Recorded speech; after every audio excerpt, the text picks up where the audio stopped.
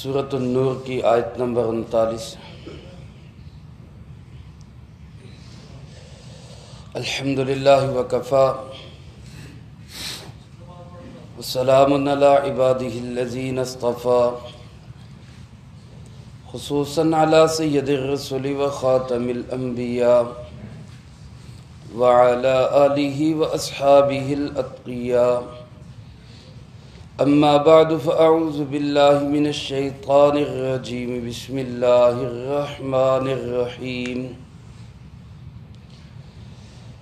والذین کفروا اعمالهم کسراب بقیعۃ یحسبہ الظمآن ماء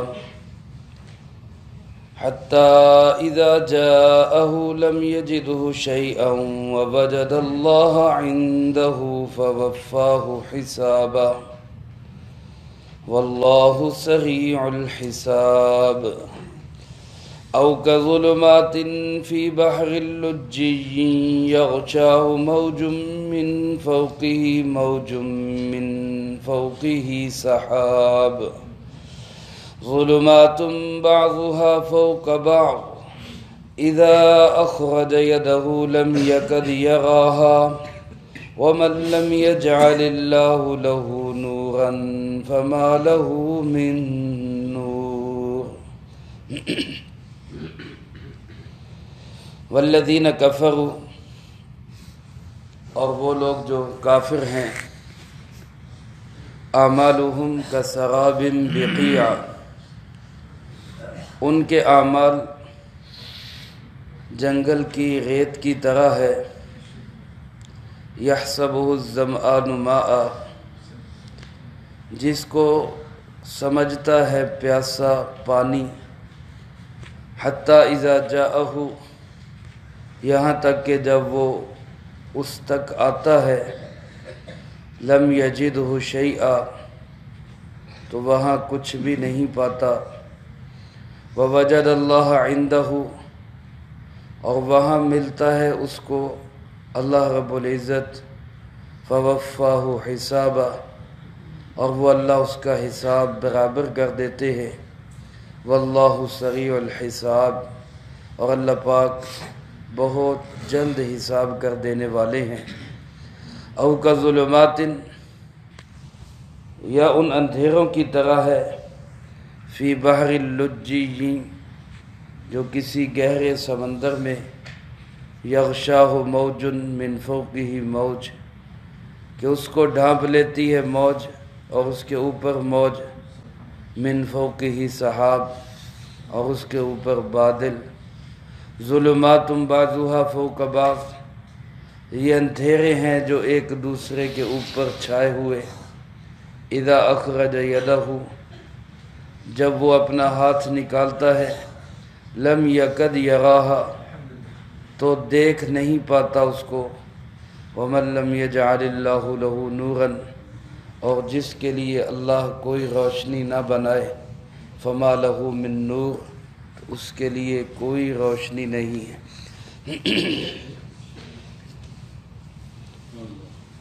اس سے پہلی آیات مبارکہ میں اہل ایمان کا ذکر تھا کہ اللہ رب العالمین آسمان و زمین کا نور ہے، پوری کائنات کی ایک ایک چیز کو روشن کرنے والا، پیدا کرنے والا، ہدایت دینے والا صرف اور صرف کون ہے؟ اللہ رب العالمین۔ اور اسی کے ضمن میں یہ فرمایا کہ اللہ پاک جس کو چاہتا ہے اپنے نور کے لیے ہدایت دے دیتا ہے، اور جس کو چاہتا ہے نور سے اللہ پاک محروم کر دیتا ہے۔ اللہ پاک ہم سب کو اپنا نور ایمان نصیب فرمائے۔ یہ نور ملتا ہے مساجد سے، مسجدوں سے تعلق رکھنے والوں کو اللہ قرآن کی محبت نصیب فرماتا ہے، قرآن والوں کو صحابہ کی محبت نصیب فرماتا ہے، صحابہ کے دیوانوں کو اللہ جناب محمد کریم صلی اللہ علیہ وسلم کی محبت نصیب فرماتا ہے، اور جو آپ صلی اللہ علیہ وسلم سے کامل محبت کرتے ہیں اللہ ان کو اپنا آپ نصیب فرما دیتا ہے۔ اس کے مقابلے میں کچھ وہ لوگ ہیں کہ جو اپنے اس نور کو ضائع کر بیٹھتے ہیں۔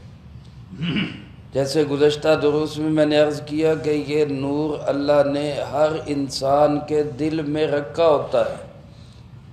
کل مولود یولد علی الفطرہ، ہر بچہ جو پیدا ہوتا ہے وہ فطرت اسلامی پر پیدا ہوتا ہے، اس کے دل کے اندر ایمان کا نور ہوتا ہے۔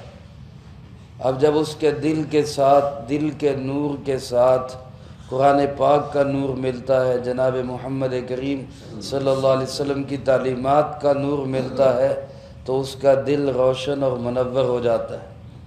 لیکن اگر کوئی شخص دنیا میں رہتے ہوئے اپنے اس دل کے نور کو بجھا دے، اللہ کی طرف دھیان نہ کرے، رسول اللہ صلی اللہ علیہ وسلم کی طرف محبت کا رخ نہ کرے، تو پھر اس کے دل کا اندر کا نور بھی بجھ جاتا ہے۔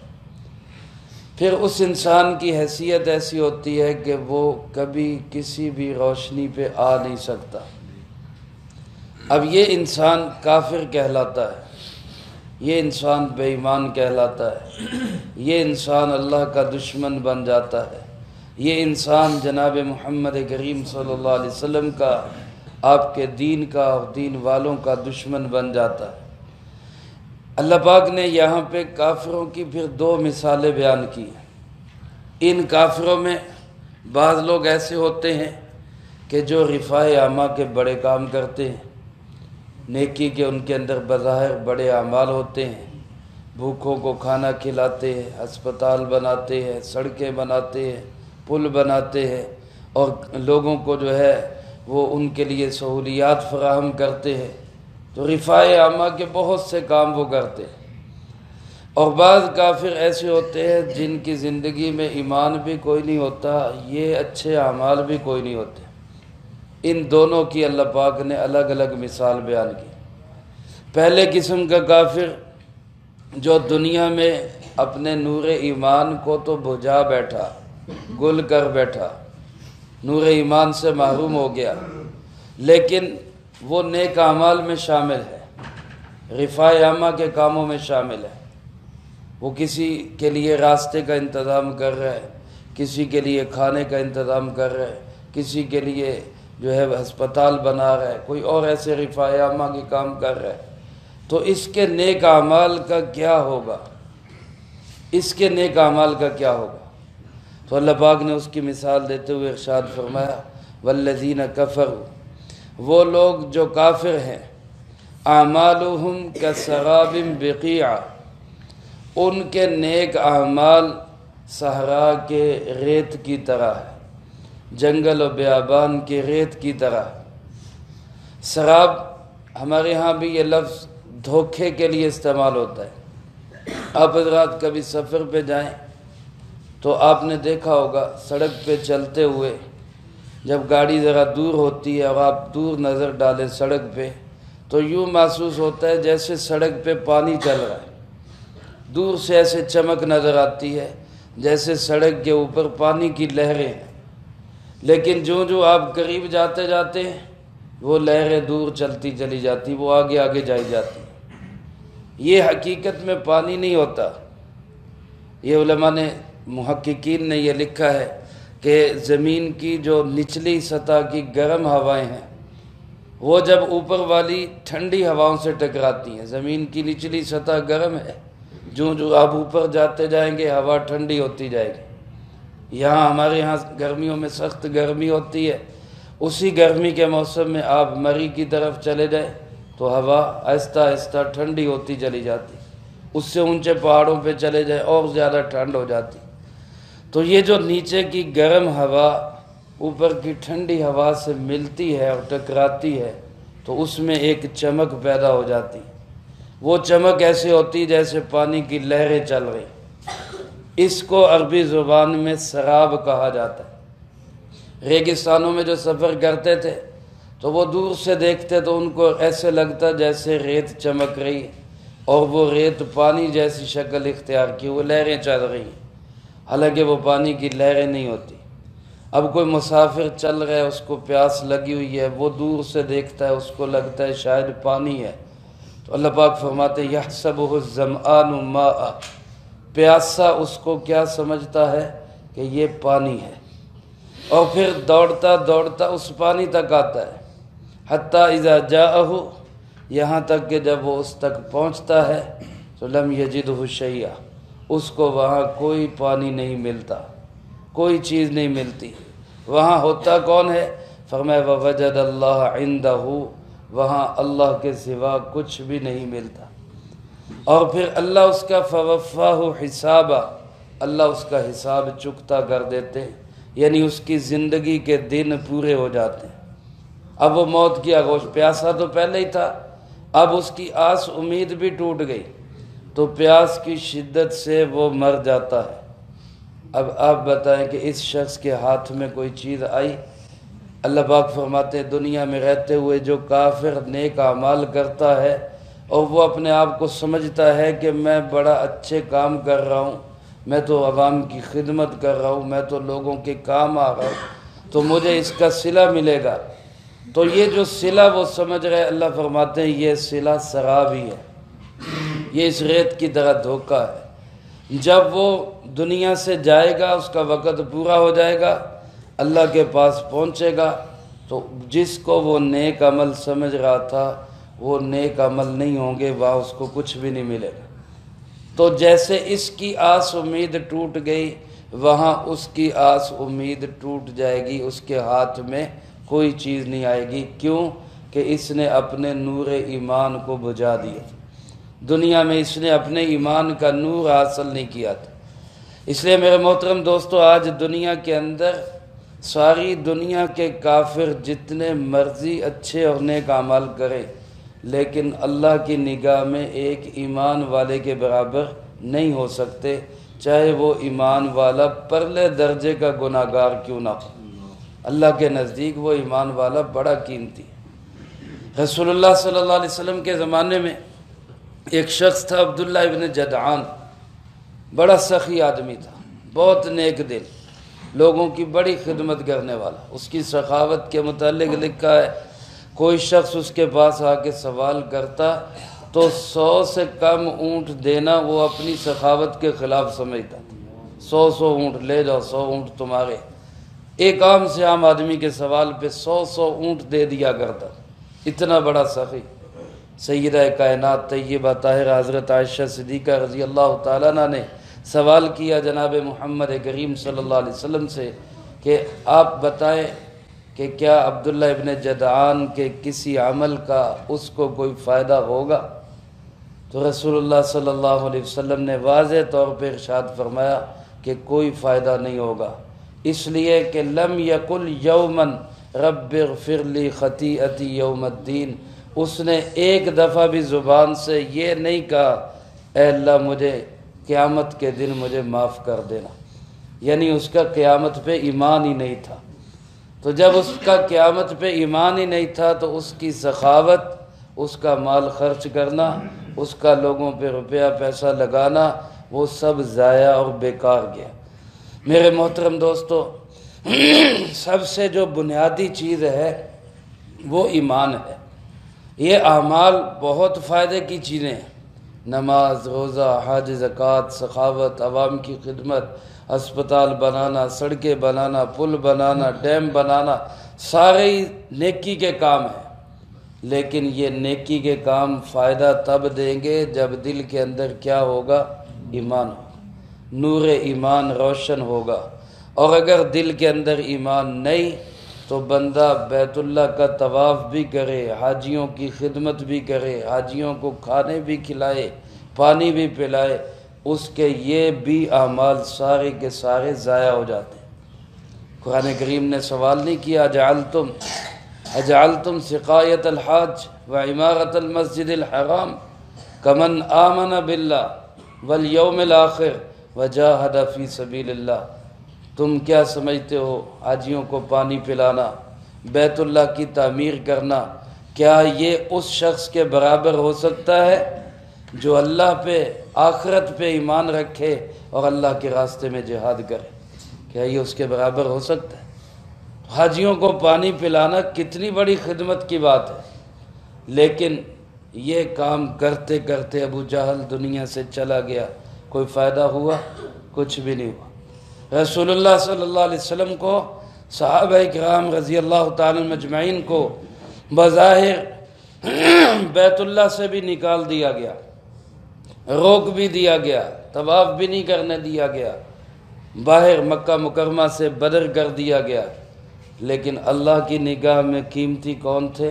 یہی صحابہ کرام رسول اللہ صلی اللہ علیہ وسلم، یہ قیمتی تھے۔ وہ مکے میں رہتے ہوئے، بیت اللہ کی خدمت کرتے ہوئے، بیت اللہ کے طواف کرتے ہوئے، اس کی ضروریات کا خیال رکھتے ہوئے، اللہ کے نزدیک ان کی کوئی اہمیت، کوئی قیمت نہیں تھی۔ تو معلوم ہوا کہ سارے اعمال کی قیمت، سارے اعمال میں جان کس چیز سے پڑتی ہے؟ وہ ایمان سے پڑتی ہے۔ ایمان ہوگا تو پھر اعمال کا فائدہ ہوگا۔ اب ہمارے ماحول کے اندر، ہمارے اس زمانے میں ایدی صاحب نے بڑی خدمت کی ہے لوگوں کی، بہت بڑی انہوں نے جو ہے عوامی رفاہ عامہ کے کام کیے، لیکن اپنا ایمان ان کا کیا ہے کوئی پتہ نہیں۔ آیا وہ شخص مسلمان تھا، مرزائی تھا، وہ قادیانی تھا، آغا خانی تھا، اس کا کس مذہب سے تعلق تھا؟ اب تو اللہ کے پاس پہنچ گیا، اللہ جانے اور وہ جانے۔ لیکن میرے محترم دوستو، اگر ایمان والا ہوگا، دنیا میں اس نے کوئی ظاہر نہیں کیا کہ میرا کس سے تعلق ہے۔ وہ قادیانیوں کو کہتا تھا کہ یہ بھی ہمارے بھائی ہیں اور یہ بھی ہمارے جیسے ہیں، ان میں ہمارا کوئی فرق نہیں ہے۔ تو اللہ ہی جانے اس کے اندر ایمان تھا کہ نہیں تھا۔ اگر ایمان ہے تو پھر تو ان کے اس سارے کاموں کو جو آج بھی چل رہے ہیں اس کو اس کا اجر ملے گا، صدقہ جاریہ۔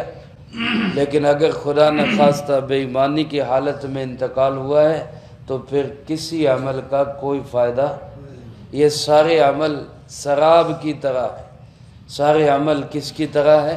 سراب، جیسے ریت دور سے چمکتا ہوا نظر آتا ہے اور پیاسا اس کو سمجھتا ہے کیا کہ یہ پانی ہے، حقیقت میں وہ پانی ہوتا نہیں۔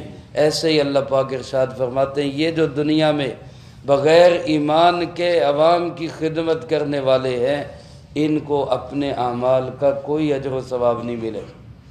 اس وقت اگر ایمان کے ساتھ رفاہ عامہ کا کوئی کام کرنے والے ہیں تو سب سے بڑی خدمت کرنے والے دینی مدارس ہیں، جو ہزاروں نہیں لاکھوں انسانوں کو بیک وقت نہ صرف یہ کہ کھانا کھلا رہے، پانی پلا رہے، ان کی ضروریات کا خیال کر رہے، بلکہ اس کے ساتھ ساتھ ان کی سب سے بڑی ضرورت، دینی ضرورت، دینی تعلیم، علم سے روشناس کرنا، اس کی خدمت کر رہے اور یہ دے رہے اور مفت دے رہے۔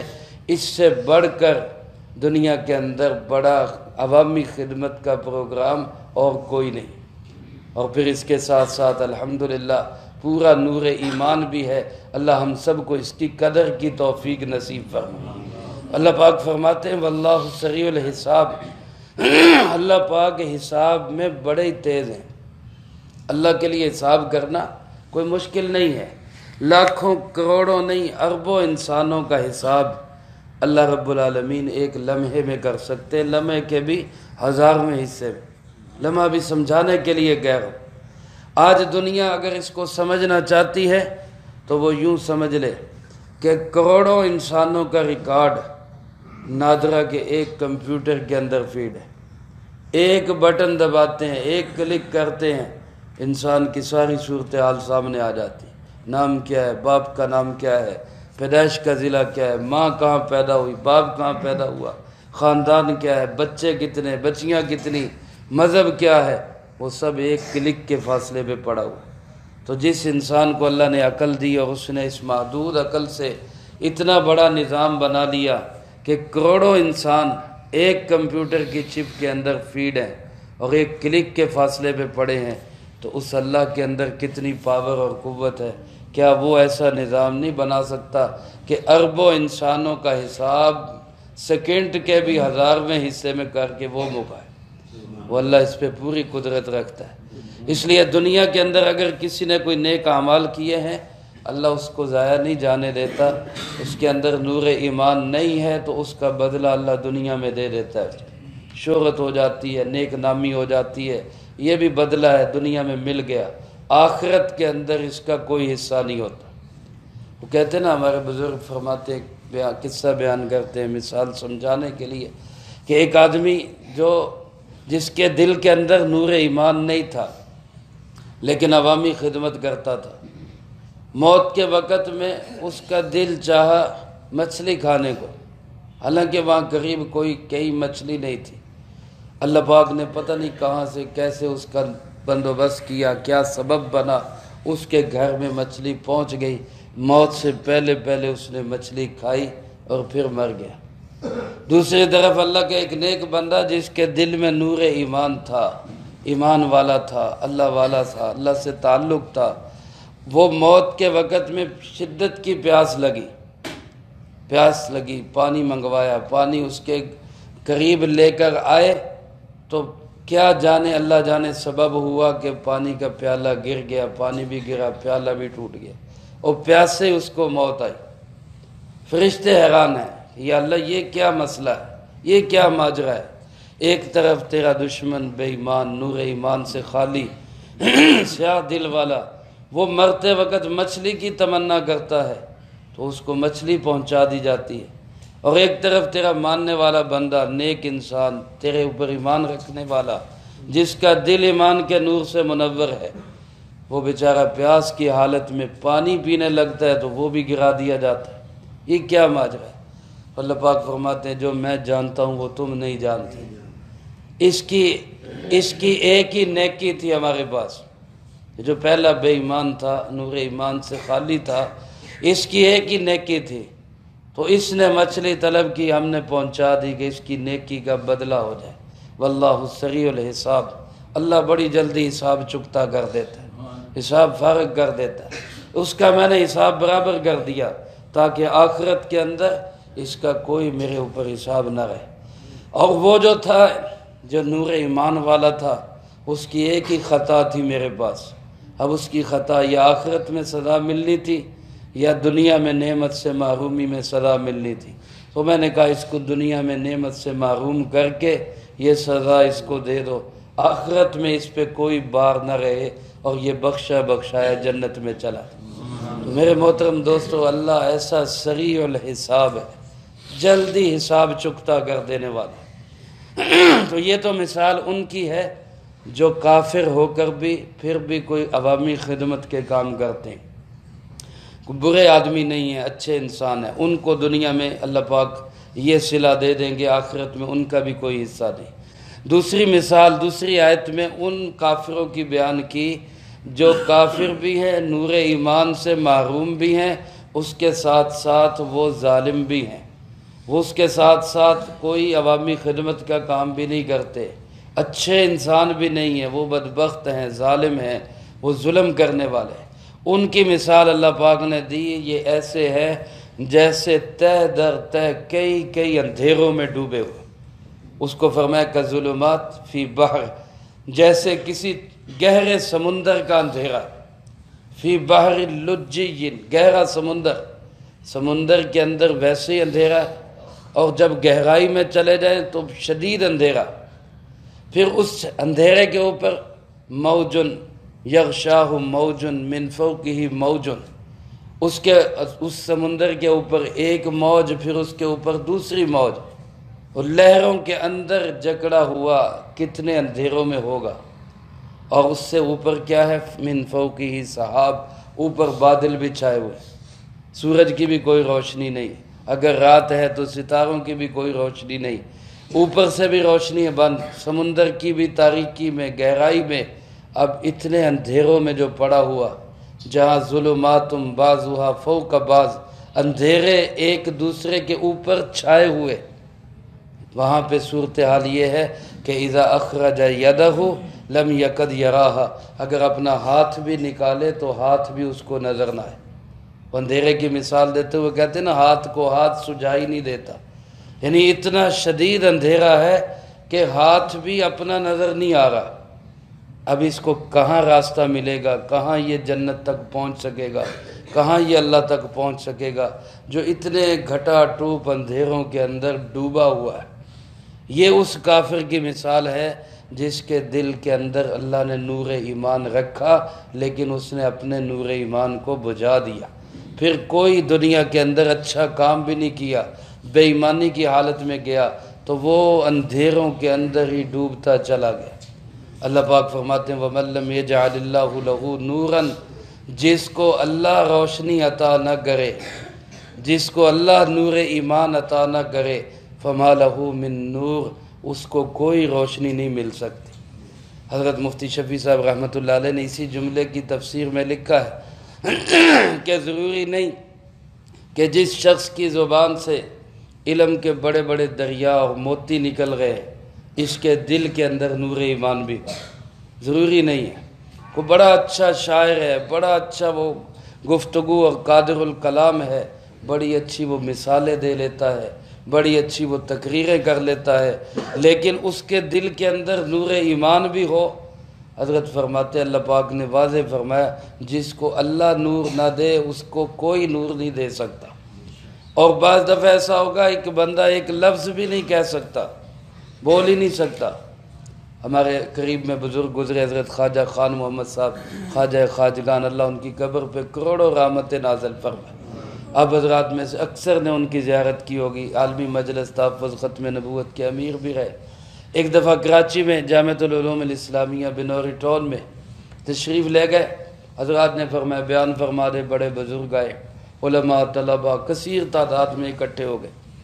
تو جن حضرات نے ان کو دیکھا ہے وہ جانتے ہیں کہ حضرت بیان نہیں فرمایا کرتے تھے، بہت کم بیان فرمایا کرتے۔ حضرت آ کے تشریف فرما ہو گئے، کرسی پہ یا ممبر پہ جو بھی جگہ انہوں نے بنائی بیٹھ گئے، لوگ انتظار میں ہیں کہ بیان شروع کریں۔ حضرت خاموش ہے، بالکل خاموش۔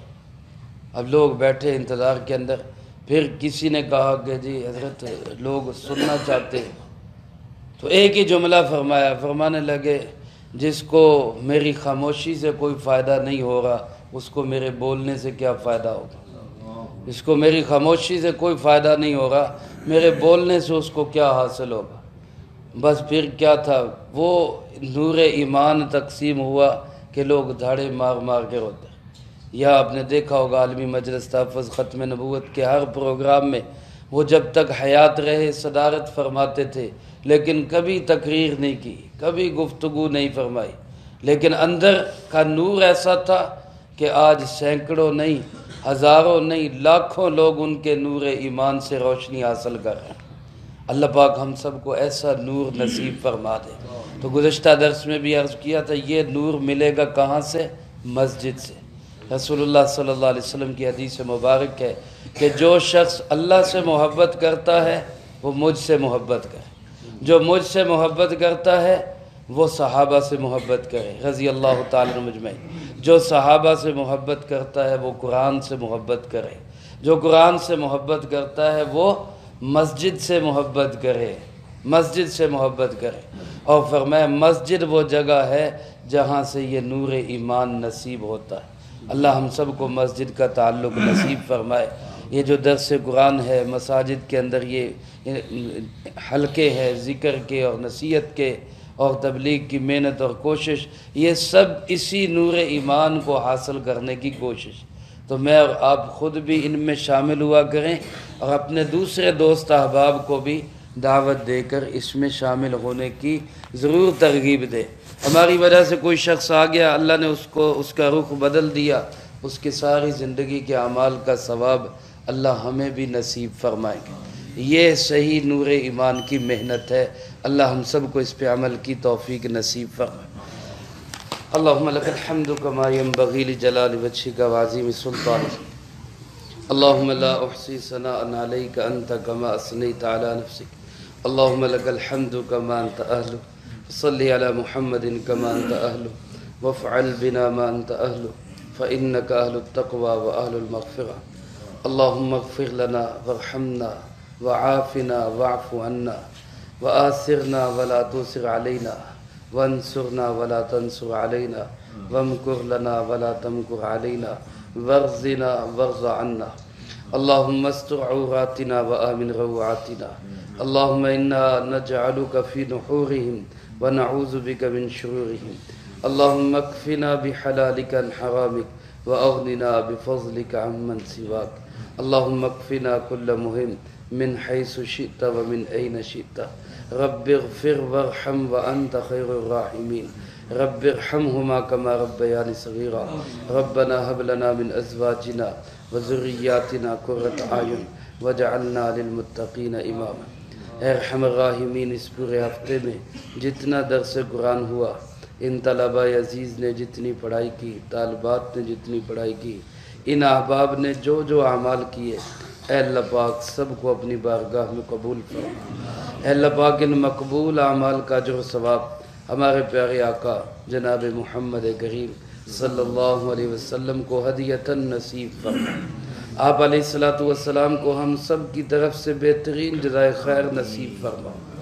آپ کے توسل سے تمام انبیاء، تمام صحابہ، تمام اہل بیت، ازواج مطہرات، بنات اطہار، جناب نبی پاک صلی اللہ علیہ وسلم کی امت کے تمام علماء، مشائخ، محدثین، فقہاء اور اللہ پاک جتنے لوگ اس دنیا سے جا چکے، جو موجود ہیں، جو قیامت تک آئیں گے، اے اللہ پاک سب کو اس کا اجر و ثواب نصیب فرما۔